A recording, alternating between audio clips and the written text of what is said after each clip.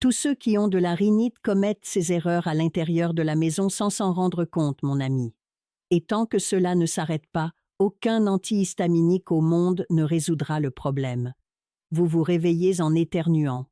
Le nez se bouche d'un côté puis de l'autre.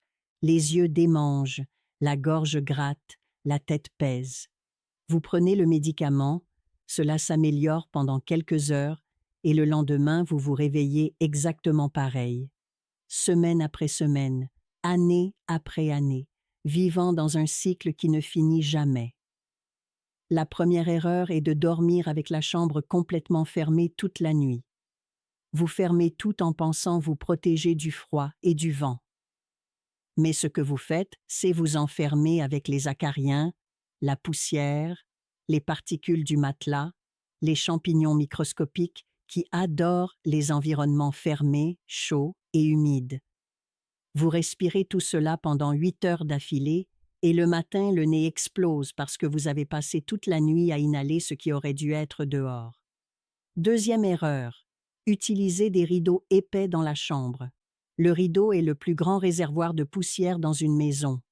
Chaque fois que le vent le frappe ou que vous l'ouvrez et le fermez, des millions de particules sont projetées dans l'air que vous respirez. Remplacez-le par un store ou par un rideau lavable qui va dans la machine chaque semaine.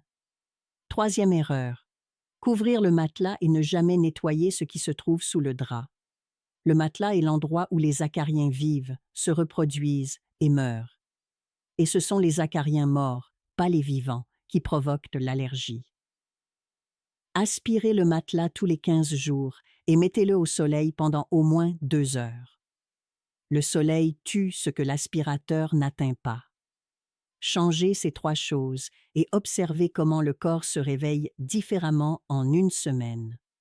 Beaucoup de personnes rapportent qu'en ouvrant simplement la fenêtre de la chambre d'un petit interstice pendant la nuit et en enlevant le rideau épais, la rhinite qui était quotidienne est devenue hebdomadaire. Et puis elle a disparu. Mais la rhinite chronique a de nombreuses couches. Elle peut être environnementale, elle peut être alimentaire, elle peut être immunologique, elle peut être émotionnelle. Si votre nez ne vous laisse pas en paix, si vous vivez en otage de l'antihistaminique et voulez trouver la racine du problème, dans le lien de mon profil, il y a un diagnostic où vous racontez ce que vous ressentez et recevez des pratiques naturelles faites sur mesure pour ce dont votre corps a besoin. Respirez librement est le minimum que vous méritez, mon ami. Et parfois, la solution est plus proche que vous ne l'imaginez. Allez sur le lien de mon profil.